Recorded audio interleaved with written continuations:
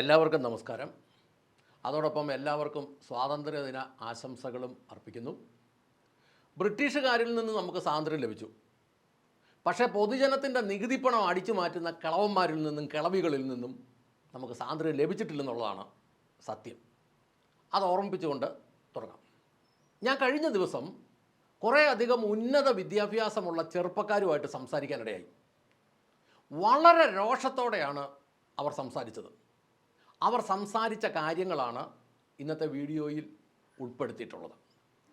കഴിഞ്ഞ 10-ലധികം വർഷങ്ങളായിട്ട് കേരളത്തിലെ യുവജനത തികച്ചും രോഷത്തിലാണ്. എപ്പോൾ വേണമെങ്കിലും അത് കക്ഷി രാഷ്ട്രീയങ്ങൾക്ക് നേരിടാൻ കഴിയാത്ത ഒരു സമരമായി മാറാം. അതിൻ്റെ ഒരു തെളിവാണ് ഡൽഹിയിൽ ഒത്തുകൂടിയ ചെറുപ്പക്കാരുടെ സമരം. ആ സമരത്തിൻ്റെ പുറകിൽ മറ്റെന്തെങ്കിലുമൊക്കെ ഉണ്ടെങ്കിലും ഇല്ലെങ്കിലും ഒരു സംഘം ചെറുപ്പക്കാരുടെ പ്രതിഷേധം അതിനകത്തുണ്ടായിരുന്നു എന്നത് യാഥാർത്ഥ്യമാണ്. ബാക്കി എന്തെങ്കിലുമൊക്കെ ഉണ്ടാകട്ടെ. ഈ ചെറുപ്പക്കാർ എന്നോട് പറഞ്ഞ കാര്യങ്ങൾ ഒന്നൊന്നായി ഞാൻ നിങ്ങളോട് പറയാം. അവരെന്നോട് ചോദിച്ചാൽ ഇന്ത്യയിൽ എത്ര MP-മാരുണ്ടെന്ന് നിങ്ങൾക്കറിയാമോ? ലോക്സഭയിൽ 543 പേരുണ്ട്, രാജ്യസഭയിൽ 245 പേരുണ്ട്. ആകെ ഇന്ത്യയിൽ 788 പേരുണ്ട് MP-മാർ. ഇന്ത്യയിൽ എത്ര MLA-മാരുണ്ടെന്നറിയാമോ എന്ന് ചോദിച്ചു. 4123 എണ്ണം. അതായത് MLA-മാരും MP-മാരും കൂടെ ചേർന്ന് ആകെ 4911 പേര്. ഇത് ഭൂരിപക്ഷം പേരും 60 വയസ്സിന് മുകളിൽ പ്രായമുള്ളവരാണ്. ഇന്ത്യയിലെ പെൻഷൻ പ്രായം എന്ന് പറയുന്നത് കേന്ദ്രത്തിൻ്റെ 58 വയസ്സ് മുതൽ 60 വരെയും കേരളത്തിലെ പെൻഷൻ പ്രായം 56 വയസ്സുമാണ്. ഇന്ത്യയിൽ എത്ര ഗവർണർമാരുണ്ടെന്നറിയാമോ? 28-36 പേരുണ്ട്. 60 വയസ്സിൽ താഴെ പ്രായമുള്ള ഒരു ഗവർണറുടെയെങ്കിലും പേര് നിങ്ങൾക്ക് പറയാമോ? ചെറുപ്പക്കാർ എന്നോട് ചോദിച്ചതാ. ഇനി പെൻഷൻ പറ്റിയവരെ ഇന്ത്യയിൽ എത്ര ഗവൺമെൻറ് സ്ഥാപനങ്ങളുടെ തലപ്പത്തിരിപ്പുണ്ടെന്ന് നിങ്ങൾക്കറിയാവോ? എന്നിട്ട് ചെറുപ്പക്കാർ തന്നെ പറഞ്ഞു, ഒരു ഉദാഹരണം അങ്ങോട്ട് പറയാമെന്ന് പറഞ്ഞു. കൊച്ചിൻ മെട്രോ, അതിൻ്റെ MD ആയിട്ടിരിക്കുന്ന ആരാന്നറിയാമോന്നറിയാൻ ചോദിച്ചു. ആരാന്നറിയാമോ? Retired DGP Loknath Behera. ചെറുപ്പക്കാർ ചോദിക്കുക, പോലീസും മെട്രോ ട്രെയിനുമായിട്ട് എന്നതാ ബന്ധമുള്ളത്? അതെന്താ? കൊച്ചിൻ മെട്രോയുടെ തലപ്പത്തിരുന്ന അത് കൃത്യമായിട്ട് ഭരിച്ചുകൊണ്ട് പോകാൻ പ്രാപ്തരായ ചെറുപ്പക്കാരും കേരളത്തിൽ ഇല്ലേ? എന്നിട്ട് ആ ചെറുപ്പക്കാർ തന്നെ കാണിച്ചു തന്ന കാര്യങ്ങളുണ്ട്. കഴിഞ്ഞ 10-15 വർഷങ്ങളായി ലോകത്തിലെ ഏറ്റവും വലിയ ചില കമ്പനികളിൽ CEO-മാരായിട്ടിരിക്കുന്ന ഇന്ത്യക്കാരോ ഇന്ത്യൻ വംശജരോ ആയ ചിലരുടെ പേരും വയസ്സും പറയാം. അതിൽ പ്രധാനി എന്ന് പറയുന്നത് സുന്ദർ പിച്ചൈ. അദ്ദേഹത്തിൻ്റെ വയസ്സ് 54, ഗൂഗിളിൻ്റെ തലപ്പത്തിരിക്കുന്ന ആൾ. സത്യ നടേല 58 വയസ്സ്, മൈക്രോസോഫ്റ്റിൻ്റെ തലപ്പത്തിരിക്കുന്ന ആൾ. ശാന്തനു നാരായണൻ 63 വയസ്സ്, അഡോബ്. അരവിന്ദ് കൃഷ്ണ 63 വയസ്സ്, IBM. സഞ്ജയ് മെഹ്റോത്ര 68 വയസ്സ്, മൈക്രോൺ ടെക്നോളജി. രാജ് സുബ്രഹ്മണ്യം 60, ഫെഡസിൻ്റെ തലപ്പത്ത്. നികേഷ് അറോറ 58, പാലോ ആൾട്ടോ നെറ്റ്വർക്കിൻ്റെ തലപ്പത്ത്. ലീന നായർ 57, ചാനലിൻ്റെ തലപ്പത്ത്. രേവതി അദ്വൈതി 58 വയസ്സ്, ഫ്ലക്സിൻ്റെ തലപ്പത്ത്. N Chandrasekharan 63, Tata sons and Tata ഗ്രൂപ്പിൻ്റെ തലപ്പത്ത്. ഇതിൽ സുന്ദർ പിച്ചയുടെ ശമ്പളം ഒരു വർഷം 2000 കോടി രൂപ. സത്യ നട്ടലയുടെ ശമ്പളം ഒരു വർഷം 1000 കോടി അടുത്ത്. ഇവരാരും കേരളത്തിൽ SFIയും KSUവും ABVPയും ഉൾപ്പെടുന്ന വിദ്യാർത്ഥി രാഷ്ട്രീയം കളിച്ച് വളർന്നു വന്നവരൊന്നുമല്ല. അങ്ങനെയല്ല അവരെ ശമ്പളം മേടിക്കുന്നതും. ഇവരെല്ലാം 10-15 വർഷങ്ങൾക്ക് മുമ്പാണ് ഈ സ്ഥാപനങ്ങളുടെ തലപ്പത്തേക്ക് വന്നത്. അപ്പോൾ അവർ തലപ്പത്തേക്ക് വരുമ്പോൾ ഇവർക്ക് എന്നാ പ്രായമുണ്ട്? ഇവരിൽ മിക്കരും സ്ഥാപനങ്ങളുടെ തലപ്പത്തിലെത്തിയപ്പം ഏതാണ്ട് ഇവരുടെ 40കളിൽ എത്തിയേക്കുന്നത്. ഇവരിരിക്കുന്ന പോസ്റ്റുകളും വളരെ വലുതാണ്. ഇവരിരിക്കുന്നതിലും വലിയ പോസ്റ്റുകളിലാണോ ഇവിടുത്തെ പെൻഷൻ പറ്റിയവന്മാരിയ്ക്കുന്നത്? അത്രയും വലിയ ഉത്തരവാദിത്തങ്ങൾ ആണോ അവിടെ ഉള്ളത്? കൊച്ചിൻ മെട്രോയെ പോലെയുള്ള സ്ഥാപനങ്ങളിൽ 60 വയസ്സിന് മുകളിൽ പ്രായമുള്ള ഈ മുതുക്കന്മാരെ കൊണ്ട് ഇരുത്താതെ അവിടെ കൊണ്ട് ഇരുത്താൻ പറ്റുന്ന ചെറുപ്പക്കാർ ഈ നാട്ടിലില്ലേ? സത്യം പറഞ്ഞ ചെറുപ്പക്കാരെ പച്ചയ്ക്ക് ഊപ്പിക്കല്ലേ ഇവന്മാർ ചെയ്യുന്നത്? ഇതെന്തൊരു നാറിയ വ്യവസ്ഥ ചെയ്ത്. ഒന്നാമത് ഈ ചത്ത പാമ്പിനെ വടി തൂക്കിക്കൊണ്ട് പോകുന്നത് പോലെയാണ് പല കളവന്മാരെ എടുത്തുകൊണ്ട് നടക്കുന്നത്. ഇങ്ങനെയുള്ളവന്മാരെ കൊണ്ടുവന്നാൽ മാത്രമേ ഭരണം നടക്കുകയുള്ളൂ. ചെറുപ്പക്കാർ ചോദിക്കുക, ഇന്ത്യയിൽ ഈ രീതി തുടർന്നാൽ ഞങ്ങൾ ചെറുപ്പക്കാർ എന്തു ചെയ്യും? കേരളത്തിലാണെങ്കിൽ PSCക്ക് പഠിച്ച് എഴുതി അത് പാസ്സായി നിൽക്കുന്നവർ പടിക്ക് പുറത്ത്, രാഷ്ട്രീയക്കാരുടെ ബിനാമികൾ പിൻവാതിൽ നിയമനത്തിലൂടെ അകത്ത്. ഞങ്ങൾ എന്തു ചെയ്യും? ചെറുപ്പക്കാരുടെ ഉള്ളിൽ അമർഷം പൊങ്ങിയിട്ട് അവർ ചോദിക്കുക. കേരളത്തിൽ സാധ്യതയില്ലാത്തതുകൊണ്ട് അനേകർ ഇന്ത്യക്ക് വെളിയിലേക്ക് പോയി. അവിടെയും ഇപ്പോൾ പ്രതിസന്ധികളായതുകൊണ്ട് ഞങ്ങൾ ഇനി എന്തു ചെയ്യും? ഇത് ഇവിടുത്തെ ചെറുപ്പക്കാരുടെ മുമ്പിലുള്ള വലിയൊരു ചോദ്യമാണ്. ഈ ചോദ്യത്തിന് ഉത്തരം കൊടുക്കേണ്ടത് ഇവിടുത്തെ 60 വയസ്സിന് മുകളിൽ പ്രായം, അല്ലെ 56 വയസ്സിന് മുകളിൽ പ്രായത്തിൽ പെൻഷനായിരിക്കുന്നവരാ. അവർക്കതിന് ധാർമ്മിക ഉത്തരവാദിത്തമുണ്ട്. ഞങ്ങൾ കഴിഞ്ഞ ദിവസം ഓട്ടോറിക്ഷക്കാരുടെ വിഷയവുമായി ബന്ധപ്പെട്ട് വീഡിയോ ഇട്ടപ്പോൾ കുറേ പെൻഷൻ പറ്റിയ ആളുകൾ അതിൻ്റെ അടിയിലോട്ട് വന്നിട്ട് ഭയങ്കര കമൻറ്റുമായിട്ട് വന്നു. തൃശ്ശൂരിലുള്ള ഒരു ലേഡി, ഞങ്ങൾ അന്വേഷിച്ച് പിടിച്ച് ചെല്ലുമ്പോൾ അധ്യാപക പെൻഷനായിരിക്കുന്ന പെണ്ണുമ്പിള്ളയാണ്. അവർക്ക് ഭയങ്കര ചൊറിച്ചിലോ. സ്വാഭാവികമായിട്ട് ചോദിക്കട്ടെ, നിങ്ങൾക്കൊക്കെ ഇത്രയും വലിയ പെൻഷനും മേടിച്ച് വീട്ടിലിരിക്കാൻ നാണമില്ലേ? നിങ്ങൾ നിങ്ങളുടെ മക്കൾക്ക്, അല്ലെ കൊച്ചുമക്കൾക്ക്, മക്കൾക്ക് വലിയ സൂപ്പർ ബൈക്കുകളും കൊച്ചുമക്കൾക്ക് ലാപ്ടോപ്പുകളും ടാബുകളും ഒക്കെ മേടിച്ച് കൊടുത്തിട്ട് ഇങ്ങനെ കിടന്ന് കളിപ്പിക്കുമ്പം ഇവിടുത്തെ ഓട്ടോറിക്ഷക്കാർക്ക് ജീവിക്കാൻ വേണ്ടി കിടന്ന് അവർ പെടാപ്പാട് പെടുമ്പം, അവരുടെ കുഞ്ഞുങ്ങൾക്ക് അവർക്ക് ഒന്നും കൊടുക്കാനില്ലാതെ പെടാപ്പാട് പെടുമ്പോൾ നിങ്ങൾക്കൊക്കെ എന്നാത്തിൻ്റെ കഴപ്പാ? നിങ്ങളെപ്പോലെയുള്ളവരാ ഈ സമൂഹത്തിൻ്റെ ശാപം. ഞാൻ മനസ്സിലാക്കുന്നത്, പെൻഷൻ പ്രായത്തിന് ശേഷം ഉന്നത സ്ഥാനങ്ങളിൽ ഇരിക്കുന്ന ഒരുത്തയ്ക്കും ഇവിടുത്തെ ചെറുപ്പക്കാരോട് യാതൊരുവിധ പ്രതിബദ്ധതയില്ലെന്നുള്ളതാണ്.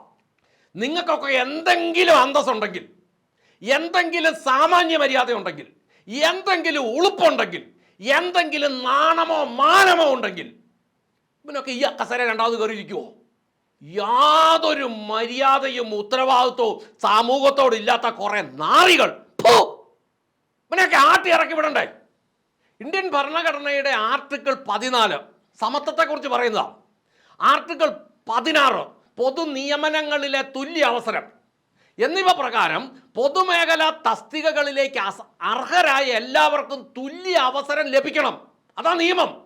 ഒരു തസ്തികയിലേക്ക് വിരമിച്ച വ്യക്തിയെ നേരിട്ട് നിയമിക്കുന്നത് ആ തസ്തികയിലേക്ക് യോഗ്യരായ മറ്റ് ഉദ്യോഗാർത്ഥികളുടെയും യുവതലമുറയുടെയും അവകാശത്തെ ലംഘിക്കുന്നതായി ചൂണ്ടിക്കാണിക്കുന്നു.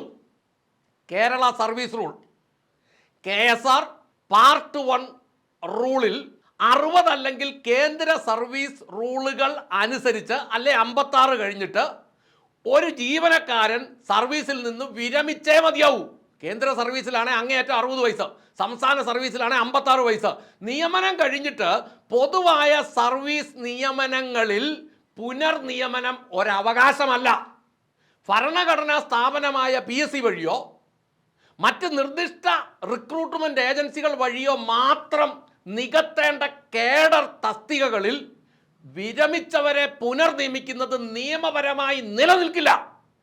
കോടതികൾ പുനർനിയമനവുമായി ബന്ധപ്പെട്ട് വ്യക്തമായ മാനദണ്ഡങ്ങൾ പുറപ്പെടുവിച്ചിട്ടുണ്ട്.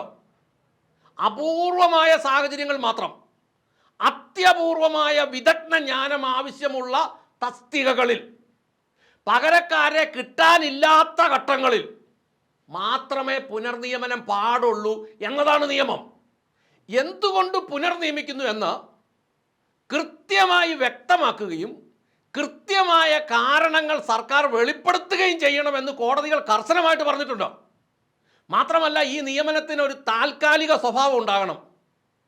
ഇത് യാതൊരു കാരണവശാലും സ്ഥിര നിയമനമോ അനിശ്ചിതകാല നീട്ടലോ ആകരുത്.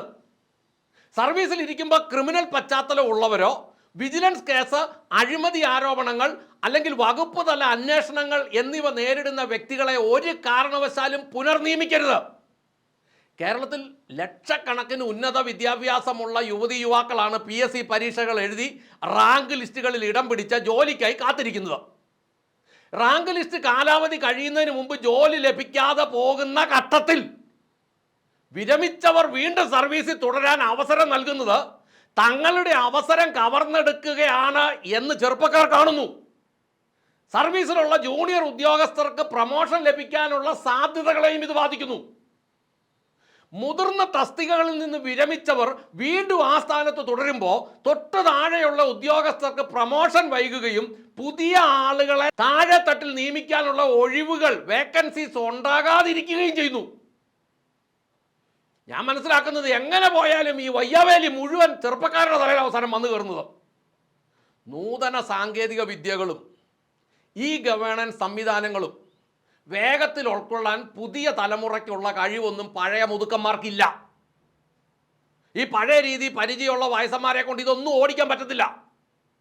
പുതിയ കാലഘട്ടത്തിനനുസരിച്ചുള്ള മാറ്റങ്ങളും കാര്യക്ഷമതയും കൊണ്ടുവരാൻ യുവാക്കൾക്ക് അവസരം നൽകുന്നില്ലെങ്കിൽ ഈ രാജ്യം ഭാവിയിൽ നശിച്ചു പോകും എന്നതാണ് യാഥാർത്ഥ്യം. ചിലരൊക്കെ കമൻ്റ് എഴുതി വെക്കും, എല്ലാവരും റിട്ടയർഡുകാരാ, ഒട്ടുക്കത്തെ പെൻഷനും മേടിച്ച് വീട്ടിലിരിക്കുന്നവർ കമൻ്റ് എഴുതി വെക്കും, നിനക്കൊക്കെ കിടന്ന് അലറാതെ വേറെ പണിക്ക് പോകാൻ മേലെന്ന്. ഞങ്ങൾ നിങ്ങളോട് പറയട്ടെ, ഞങ്ങൾ പണിയെടുത്ത് തന്നെയാണ് ജീവിക്കുന്നത്. ഞങ്ങളുടെ സോഷ്യൽ മീഡിയ അക്കൗണ്ടുകൾ കാണണമെങ്കിൽ, ഞങ്ങളുടെ വരുമാനം അറിയണമെങ്കിൽ നേരിട്ട് വന്നാൽ മതി. ഇതിനകത്ത് നിന്ന് കണയാ കിട്ടുന്നത് ഞങ്ങൾ കാണിച്ചു തരാം. സമൂഹത്തിൽ കുറച്ച് പേരുടെ വയറ്റിലോട്ടും വായിലോട്ടും തന്നെ മുഴുവൻ തള്ളിക്കറ്റരുതെന്ന് ആഗ്രഹിക്കുന്നതുകൊണ്ടാണ് ഞങ്ങൾ ഇത്ര കർശനമായിട്ട് പറയുന്നത്. ഇവിടുത്തെ ചെറുപ്പക്കാരെ കുറിച്ച് പെൻഷൻ പറ്റിയ ഒറ്റ നാറിക്കും കരുതലുകളില്ലെന്ന് ഓർത്തോണ്ടോ നീയൊക്കെ? 1.25-1.5 ലക്ഷം പെൻഷൻ മേടിച്ച് കഴിയുമ്പം നിനക്കൊക്കെ പിന്നെ അത് കഴിഞ്ഞ് ജോലിയും കൂടെ വേണോ?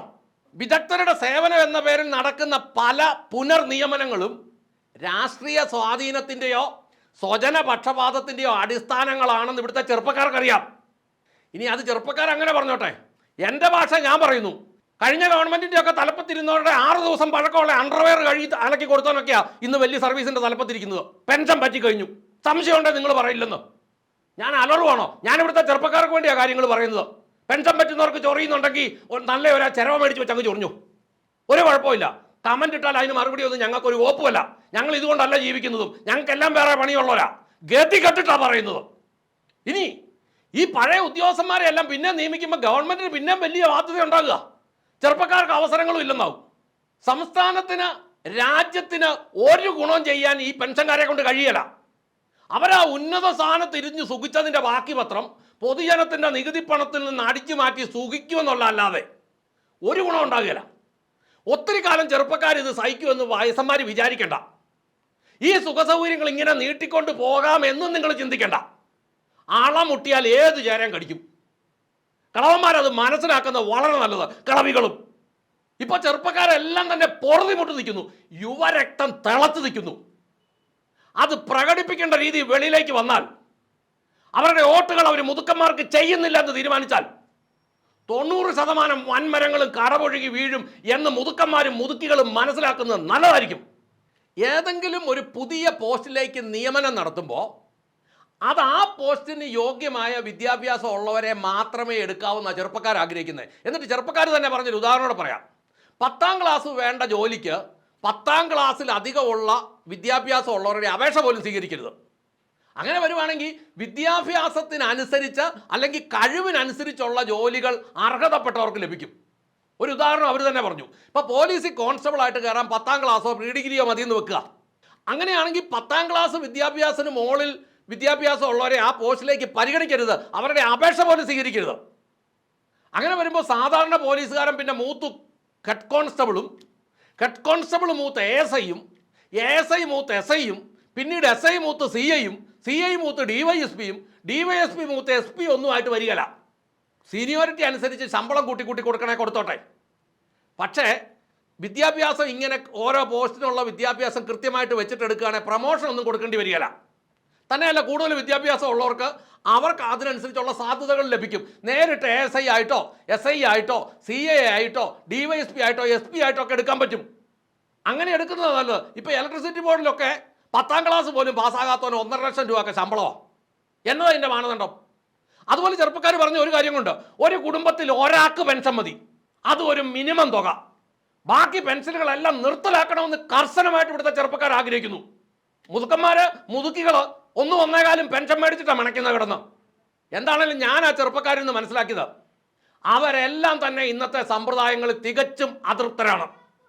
അവരെല്ലാം തന്നെ ഈ സമ്പ്രദായങ്ങളോട് കടുത്ത രോഷത്തിലാണ്.